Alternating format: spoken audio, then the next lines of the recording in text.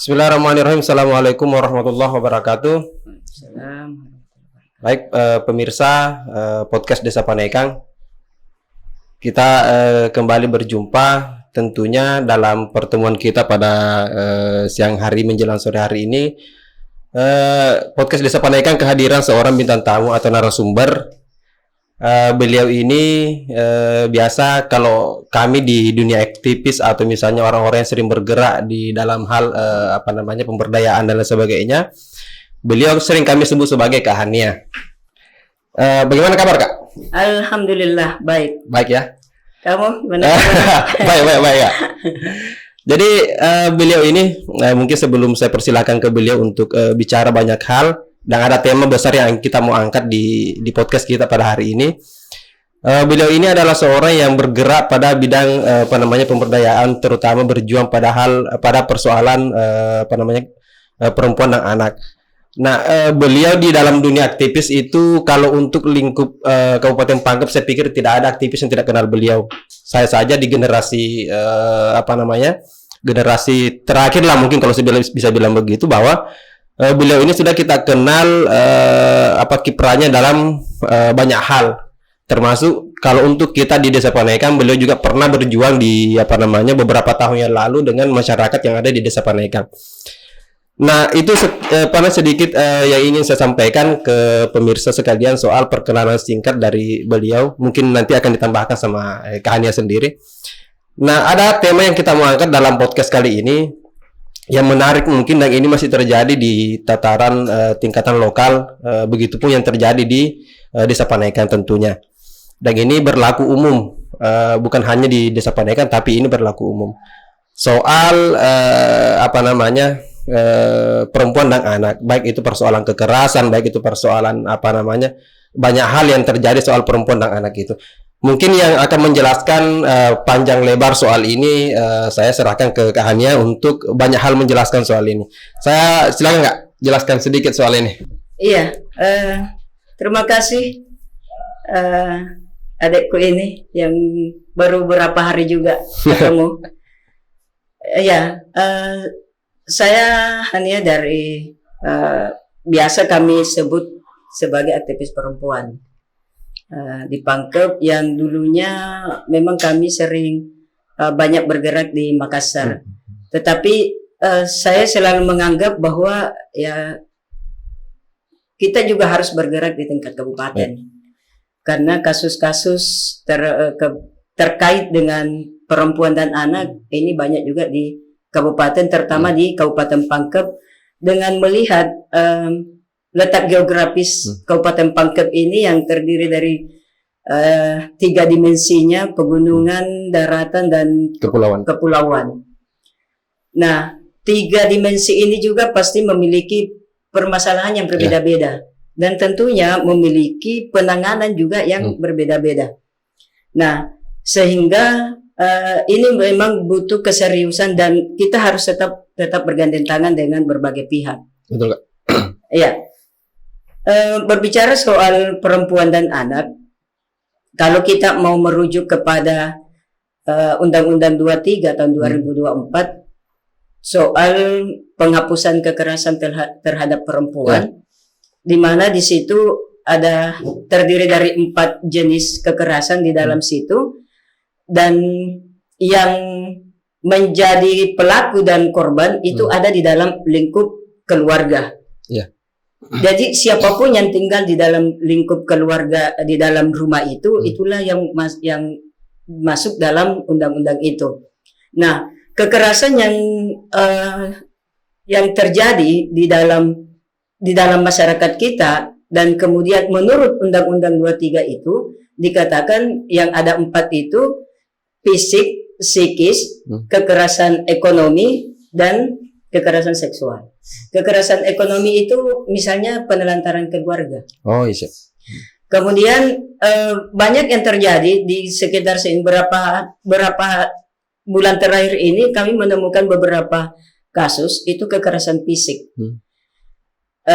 yang dialami oleh perempuan dan anak, dan pelakunya itu tidak jauh-jauh dari keluarga atau orang-orang dekat kita.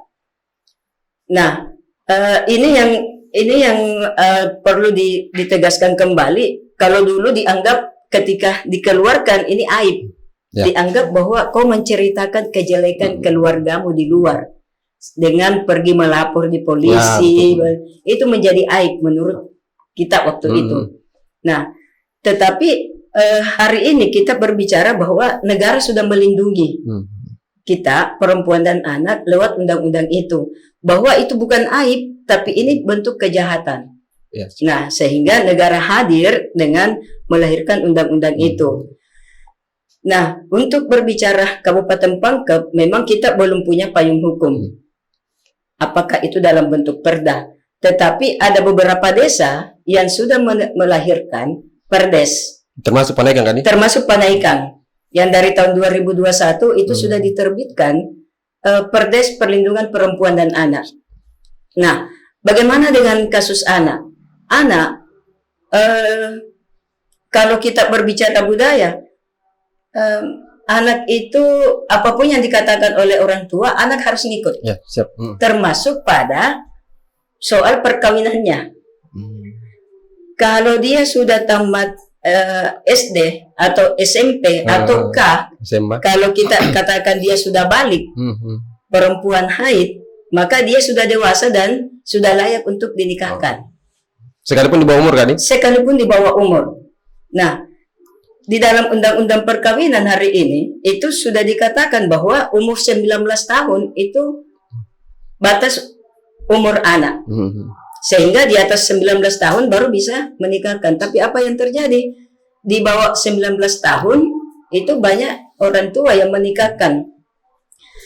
Banyaklah pertimbangan orang tua.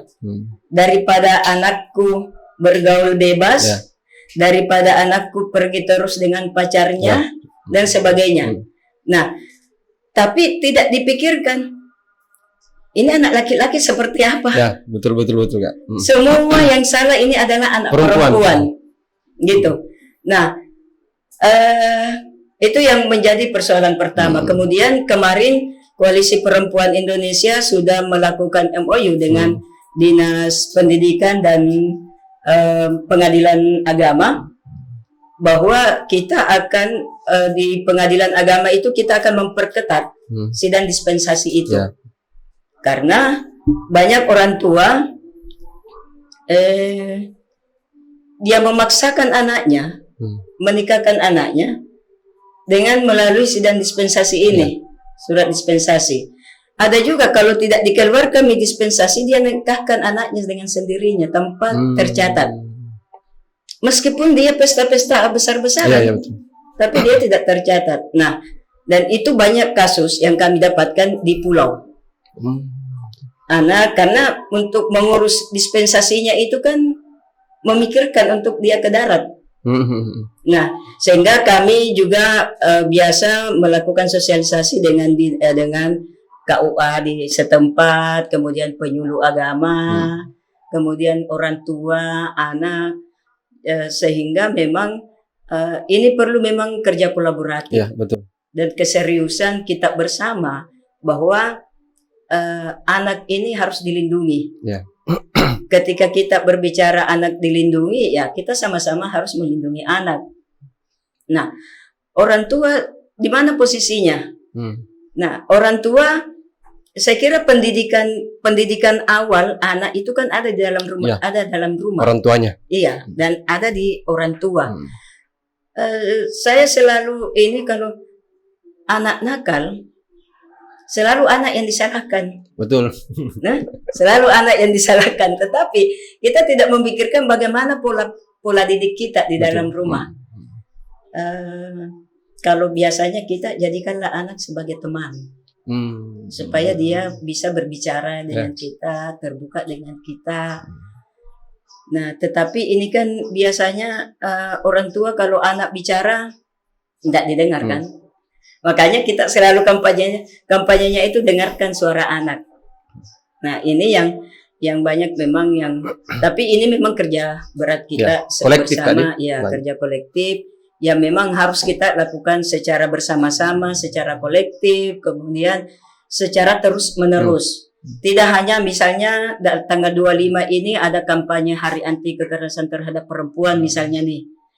Bukan hanya itu yang kita lakukan, tetapi apa ini yang bisa kita lakukan? Nah, Desa Panaikang misalnya di 2001 itu sudah menertibkan, itu juga bagian dari upaya pemerintah desa untuk meminimalisir angka kekerasan terhadap perempuan dan anak.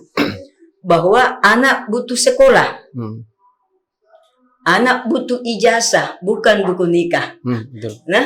Nah, tapi kan biasanya orang tua bilang, anakmu kah? Nah, kan saya yang kasih makan, Ki. Cuma kan persoalannya kan begini Kak. Oke lah, ada beberapa tadi yang saya tangkap dari penjelasan Teh itu, dan itu betul bahwa sebenarnya persoalan seperti ini bukan pekerjaan satu pihak. Iya, betul. Tapi semua banyak hal yang harus kita libatkan di sini, termasuk paling di bawah ini kan orang tuanya sendiri.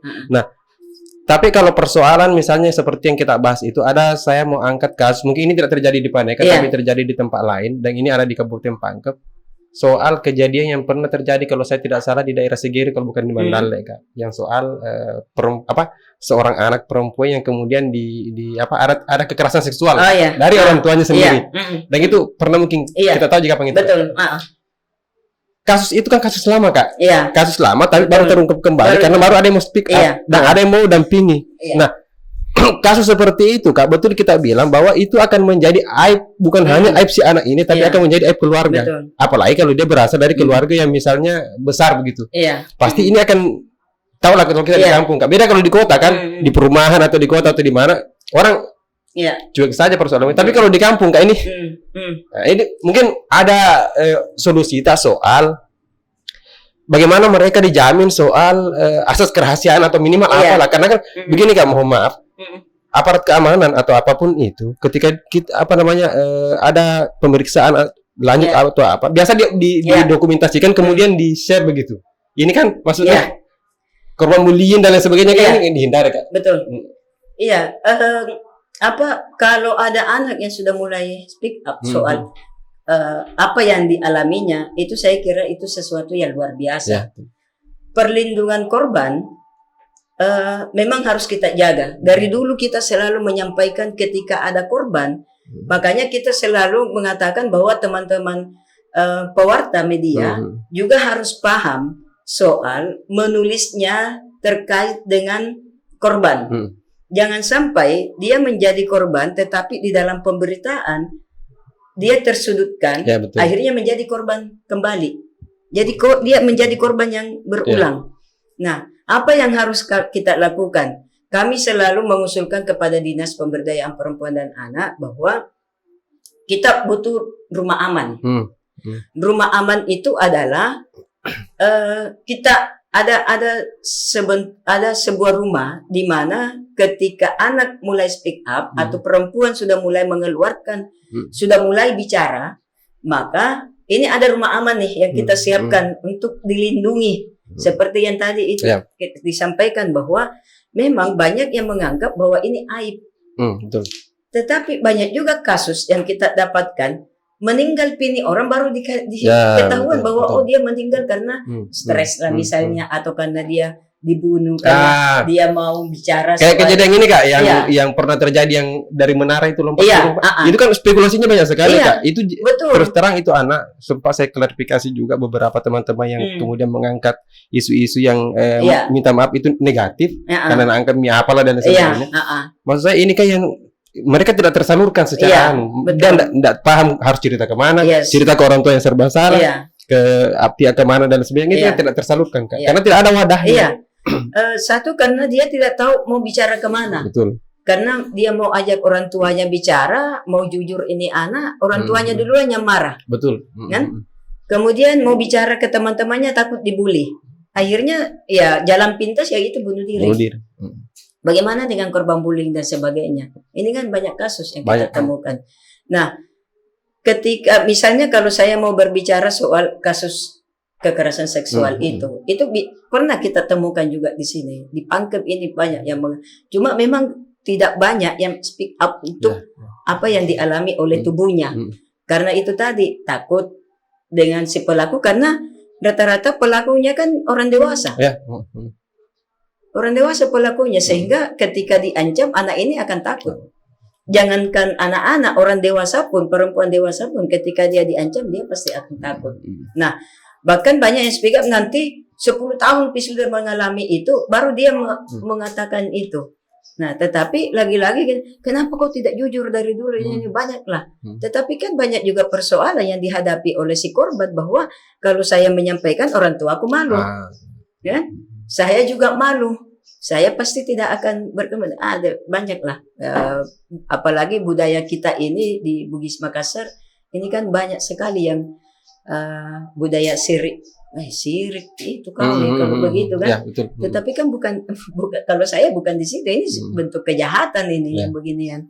Tidak bisa dipelihara kan? Tidak bisa dipelihara. Nah, inilah yang harus kita sampaikan melalui di tingkat bawah, bahwa ayo kita bersuara, ayo orang tua jagai anak tak. Kalau pemerintah daerah ada namanya si jagaiki. Nah, saya kira si jagaiki itu bukan hanya di ranah rumah sakit, itu kan anunya rumah sakit misalnya. Tetapi semboyannya rumah sakit, tapi itu bisa kita lakukan di rumah kita, si jagaiki. Kemudian kita bawa keluar rumah, tetapi melakukan itu si jagaiki. Nah, si jagaiki itu kan bukan hanya persoalan bahwa saling menjaga supaya tidak ada kekerasan tapi kan yang lain juga. Perbaiki sikap si jagaiki itu. Nah, saya kira ini yang terjadi. Kalau kita mau melis dari pegunungan, daratan sampai kepulauan, banyak sekali kan? Banyaklah yang bisa kita inikan. Cuma memang harus kita step by step kita lakukan. Perubahan-perubahan apa sih yang harus kita lakukan di tingkat keluarga kita, kemudian begitu kita keluar. Nah, kehadiran negara, bagaimana yang disebut dengan kehadiran negara? Kehadiran negara melahirkan undang-undang. Ya, betul. Kemudian banyak yang bilang, nah ada itu undang-undangnya, betul. Undang-undang apa sih, aturan apa sih yang tidak ada untuk melakukan perlindungan terhadap perempuan dan anak? Banyak. Baru-baru ini lahir lagi soal undang-undang kekerasan seksual. Ya, betul. Tapi kan masih muncul juga. Nah, pertanyaannya adalah, apa sih sebenarnya yang harus dilakukan? Apakah dengan cukup undang-undang kasus itu menghilang? No, enggak. Tapi pola pikir kita ini, mulai dari orang tua sampai kepada anak dan seterusnya, ini yang harus kita rubah. Tapi kalau anunya Kak Tabe, apakah pola pendidikan itu menjadi salah satu faktor? Kan minta maaf, kalau misalnya kita kayak di Desa Paneka kan ini kita persoalan pendidikan kan lumayan lah kalau untuk di Desa Paneka itu. Yang kita saja punya 3 SD dan lain sebagainya, ada beberapa ada sekolah yang kemudian ada di Desa Paneka. Tapi kondisi hari ini Kak tidak bisa kita samakan dengan kondisi beberapa tahun atau beberapa puluh tahun yang lalu, di mana informasi dan kemudian kebiasaan pemudanya hari ini dengan dulu itu beda, pasti beda. Betul. Teknologi misalnya masuk, mereka sudah mengenal IT dan lain sebagainya, informasi mereka mudah dapatkan dan lain sebagainya. Ini kemudian yang merubah pola pikir anak muda sekarang, anak-anak sekarang dengan dulu Kak. Pendidikan di awal saya sampaikan bahwa pendidikan awal anak itu ada di dalam rumah. Kenyataannya hari ini kebiasaannya yang kita lihat. Orang tua kalau mau mendiamkan anaknya, kasih HP. Cara mendiamkan itu pasti sudah berbeda dong dengan yang dulu. Nah, tapi kita berbicara hari ini. Cara mendiamkan anaknya ketika menangis apa dan sebagainya supaya orang tua tidak terganggu dengan aktivitasnya. Kasih HP. Nonton YouTube, nonton apa dan sebagainya. Tanpa kita ini kan tidak bisa difilter ini. Tidak bisa. Apa yang bisa dinonton? Kita kawal anak kita untuk menonton apa? Tidak. Nah, itu satu. Kedua adalah anak pergeseran nilainya itu juga bergeser. Pasti bergeser dengan baik. Tadi disampaikan, ini sudah bebas ini, bahkan sudah masuk di dalam kamar. YouTube ini bagaimana dan sebagainya. Nah, di dalam rumah perlu pendidikan karakter, membangun karakter anak itu oleh orang tua. Ya. Bagaimana caranya? Orang tua memperlihatkan orang berkelahi di depan anaknya. Betul. Bapak ibu memperlihatkan saling memukul di dalam rumah dengan anaknya, dilihat oleh anaknya, disaksikan oleh anaknya. Sementara anak itu melihat, mendengar, melakukan. Ya. Dan yang pertama mereka lihat, dengar, dan siapa yang melakukan itu di dalam rumah. Dalam rumah. Nah, sehingga begitu dia keluar, dia melakukan itu. Oh, itu bisa. Orang tuaku bisa berkelahi. Bapakku bisa memukul mamaku. Mamaku bisa memukul bapakku. Orang tuaku bisa memukul kakak-kakak dan adik-adikku. Kayak bawaan kan. Jadi dia terbawa itu. Nah, kemudian kalau kita mau melihat lagi di sekolah. Nah, pendidikan karakter di sekolah kalau kita mau berbicara soal, ya pasti beda Mi. Anak sekolah yang dengan hari ini pasti beda Mi. Nah, hari kalau dulu itu Kak, kita kalau misalnya melanggar di sekolah itu dipukul sama guru, itu takut melapor sama orang tua. Iya, karena kita kembali yang dipukul oleh orang tua. Kalau sekarang beda, orang tuanya yang kadang marah-marah ke gurunya. Tapi sekarang ketika anak dipukul, orang tua yang mengamuk. Gitu. Jadi memang ada perubahan pergeseran nilai yang sangat pesat kejadiannya ini. Nah, ini mungkin yang menjadi introspeksi buat kita semua, apa sih sebenarnya yang terjadi dalam dunia pendidikan kita, baik itu dalam dunia pendidikan di dalam rumah maupun di dalam sekolah formal kita. Apa yang terjadi?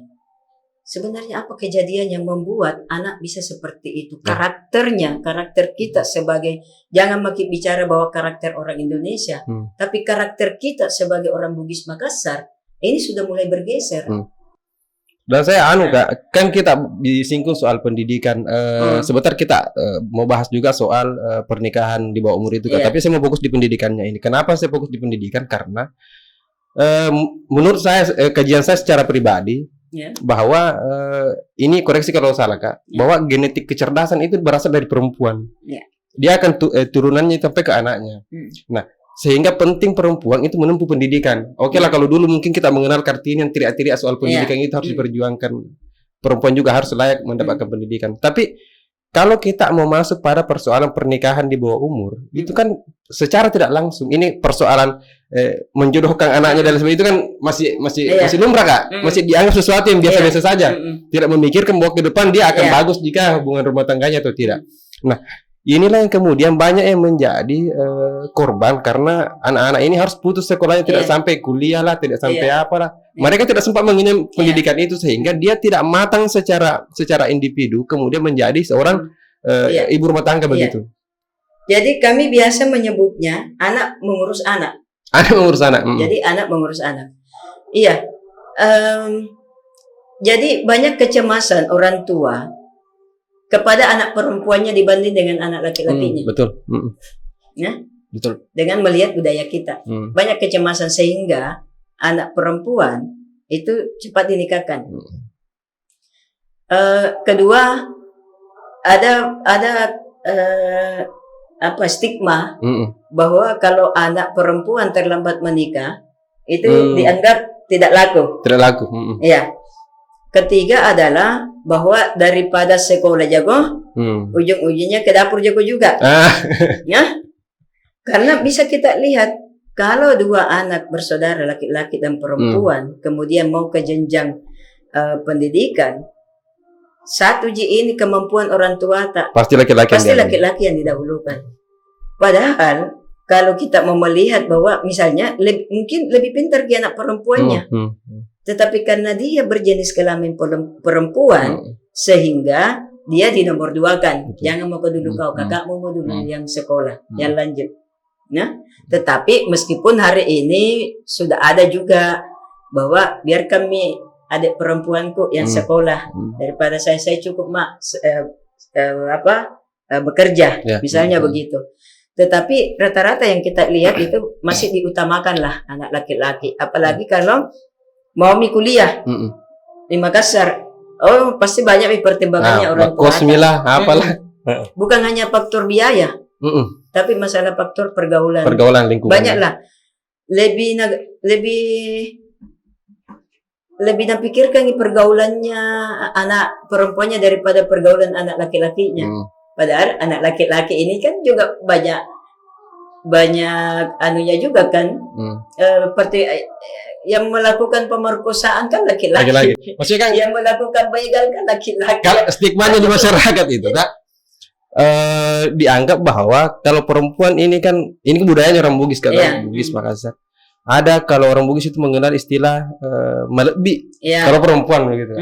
Sehingga perempuan-perempuan yang misalnya harus dia berkarir kan tadi kalau kita bahas bahwa perempuan itu berpendidikan tinggi pun dia akan selesai di dapur. Tiga kak nih dapur kasur kamar dapur sumur kamar ya jadi 3 tempat itu aktivitasnya katanya. Sehingga perempuan ketika dia berkarir dan harus pulang malam dan sebagainya itu dianggap sebagai perempuan yang tidak tahu lebih itu dalam konteks budaya. Gagal menjadi berumah tangga katanya. Kalau nah ketika perempuan bekerja sama dengan laki-laki yang bekerja, saya mau tanya, yang pertama bangun pagi untuk memasak siapa? Perempuan. Nah, karena dia pikir dia mau bekerja, karena dia masih memikirkan bahwa dia yang harus memasak. Siang mau makan siang, siapa yang memikirkan anaknya sudah dimakan atau tidak? Perempuan. Pasti perempuan, ibu. Sore siapa yang duluan cepat pulang memasak? Pasti ibu. Kalau kita runut, kita mau list pekerjaannya perempuan di rumah, mulai dari bangun pagi sampai tidur kembali, terbuka matanya sampai tertutup ini matanya, siapa yang paling banyak melakukan aktivitas? Kan perempuan. Laki-laki ketika dia pulang bekerja, lilami, bikinkan kopi, merokok, baca koran, buka HP, sudah itu. Tetapi perempuan masih ada tuh yang dia kerjakan. Dia pikirkan lagi makan malamnya, dia pikirkan lagi yang ini. Jadi banyaklah. Tapi saya rasa itu tidak ada masalah. Beban ganda itu tidak ada masalah. Kami selalu menyampaikan perempuan memasak di rumah, perempuan mau bekerja di luar dan sebagainya tidak ada masalah. Yang menjadi masalah bagi kami ketika perempuan sudah melakukan itu semua, tetapi dia tetap mengalami kekerasan. Tidak ada masalah, perempuan tinggal di rumah. Tapi ketika dia tinggal di rumah, dia mendapatkan kekerasan, itu yang menjadi masalah, bos. Kau suruh saya bekerja di luar dan di rumah, begitu ada masalah sedikit, perempuan yang kau salahkan.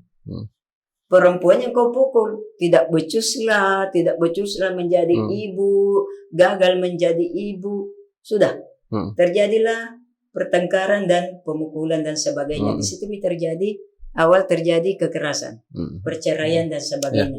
Ketika ini diperhadapkan, situasi ini diperhadapkan kepada anak yang di bawah umur dinikahkan, kemudian menemukan situasi seperti ini, siapa yang tidak stres? Anak yang belum kuat mentalnya diperhadapkan dengan situasi seperti itu, stres lah. Kita saja yang sudah dewasa ketika diperhadapkan dengan situasi itu, stres. Betul.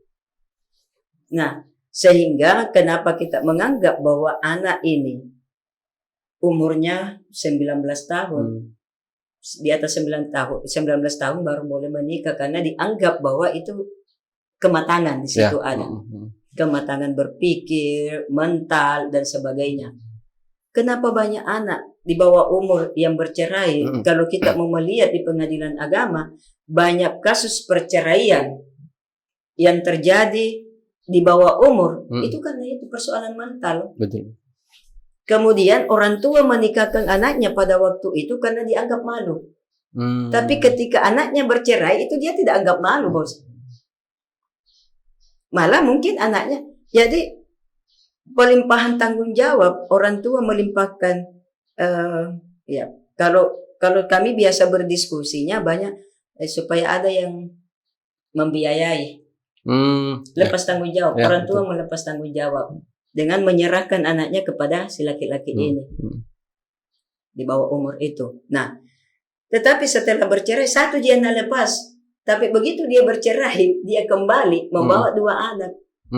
Bertambah dong tanggung jawabnya. Bertambah. Jadi dia melepas satu tanggung jawab, tapi pada akhirnya dia menerima tanggung jawab dengan tambah dua, misalnya. Nah, ini mungkin yang harus kita terus menerus. Itu juga lah kemarin yang membuat Koalisi Perempuan Indonesia Cabang Pangkep melakukan MOU dengan Pengadilan Agama Pangkep supaya dispensasi ini diperketat. Berarti itu masuk dalam ranah solusinya kan? Iya, salah satu solusi. solusi supaya untuk menekan angka perkawinan anak. Tapi kalau di tataran desa misalnya kayak ini, apa kira-kira upaya yang kemudian ini kan tidak cukup dengan adanya perdes misalnya. Ada perdes pun kalau misalnya kesadaran itu tidak ada, tetap saja tidak ada gunanya. Nah, kira-kira kalau misalnya kita bicara soal solusi untuk menekan itu kan? Apa yang bisa kita lakukan? Ada memang yang perlu dilakukan. Kalau mau menikah kan siapa yang paling dekat? Misalnya RT. Kan RT yang paling tahu warganya yang mau menikah. Nah, karena kan biasanya kita itu kalau di kampung jauh sebelumnya, yang mau sudah ada informasinya. Ada yang mau pergi lamar Kiano. Belum cukup itu umurnya. Kita datangilah. Nah, ataukah pemerintah setempat di tingkat bawah itu menyampaikan ke pemerintah desa. Nah, ataukah bisa juga disampaikan kepada misalnya lembaga kami, ataukah di Dinas Pemberdayaan Perempuan, kemudian sebelum itu kejadian, datang melamar dan sebagainya, kita mendatangi orang tuanya untuk memberikan edukasi itu. Karena persoalan identitas. Karena kan kalau dia tidak keluar dispensasinya, maka dia tidak tercatat. Kalau dia tidak tercatat, maka buku nikah tidak terbit. Dan itu akan ribet lagi kalau misalnya ada anaknya. Ribet. Nah, ketika ada anaknya terbit buku nikah, dianggap ini anak di luar dari perkawinan. Karena duluan ini anak lahir dari dari terbitnya ini buku nikah. Dan tidak boleh dong buku nikah tanggalnya tahunnya mundur. Tidak ada. Sehingga ini menjadi kasihan juga buat anak. Ya, betul. Kasihan buat anak. Kemudian akte kelahirannya ketika buku nikah itu sudah tidak terbit, itu kan tidak boleh terbit juga buku nikah. Akte kelahiran dan sebagainya. Nah, saya kira kalau kita mau sama-sama peduli terhadap anak, maka mari kita memikirkan supaya anak ini tidak menjadi korban. Korban apapun itu paling tidak diminimalisir lah. Kami dari Pemerhati Perempuan dan Anak Kabupaten Pangkep sangat berharap karena ini sudah ada beberapa desa yang menerbitkan peraturan desanya, kita berharap ada sebuah peraturan daerah yang bisa lebih menguatkan lagi peraturan di tingkat desa. Supaya ini bisa kita gaungkan lah sampai dari gunung sampai kepulauan. Bahwa ini negara sudah hadir ini, pemerintah Kabupaten Pangkep ini sudah hadir dalam melindungi warganya. Ini kan kalau saya ini bentuk perlindungan pemerintah daerah terhadap warganya ketika dia ada warganya yang mau menikahkan anaknya yang di bawah umur yang masih mau sekolah ke sini. Kami pernah mendapatkan kasus anak yang sudah kelas 2 SMA mau dinikahkan. Alasannya ada keluarganya yang datang melamar. Tidak enak kalau tidak diterima. Apalagi kalau yang melamar ini dekat sekali, keluarga dekat. Tidak enak kalau tidak diterima. Akhirnya diterima. Bisa aja kau lanjut lagi nak sekolah. Bagaimana caranya mau lanjut sekolah? Sudah menikah hamil. Masa ada orang hamil? Walaupun sekolah itu membiarkan siswanya datang dalam keadaan hamil, tapi anak ini pasti malu datang sekolah. Beda kalau kuliah kan ya? Iya, kalau kuliah kan biasanya ada begitu, ambil reguler dan sebagainya. Tapi kan kalau sudah kuliah orang bukan umur anak. Betul. Dia sudah dewasa. Tapi kalau SMA, nah akhirnya kenapa angka putus sekolah meningkat lagi dong? Meningkat. Karena ya dia harus putus sekolah dengan cara seperti itu. Akhirnya paket C dong. Betul. Gitu. Nah, ini yang sebenarnya paket C tidak jadi masalah, tetapi kan sudah mau selesaikan ini formalnya. Anak juga ini sudah mau bawa selesaikan dulu sekolahku. Tapi dengan iming-iming, bisa aku lagi lanjut sekolah. Bagaimana mau lanjut sekolah kalau sudah terlanjur hamil misalnya? Nah, ini yang banyak terjadi di Kabupaten Pangkep ya. Kalau kita mau berbicara soal Kabupaten Pangkep. Nah, saya kira upaya kalau kita berbicara Desa Pandaikang ini, lahirnya Perdes itu sebuah upaya. Pemerintah desa. Tinggal kita melakukan sosialisasi terus, kemudian menyampaikan kepada pemerintah RT, RK, dusun bahwa lihat-lihati wargata, jangan sampai ada. Jadi mendeteksi dini wargata yang mau dilamar, cukup umur nikah atau belum. Betul. Itu yang perlu, karena biar kasus KDRT juga itu bisa dikurangi, karena kalau perkawinan anak itu ujung-ujungnya selalu melalui perceraian dengan kekerasan. Kalau kita mau melihat bapakku juga, mamaku juga dulu di bawah umur jina menikah itu dulu karena tidak ada PHP.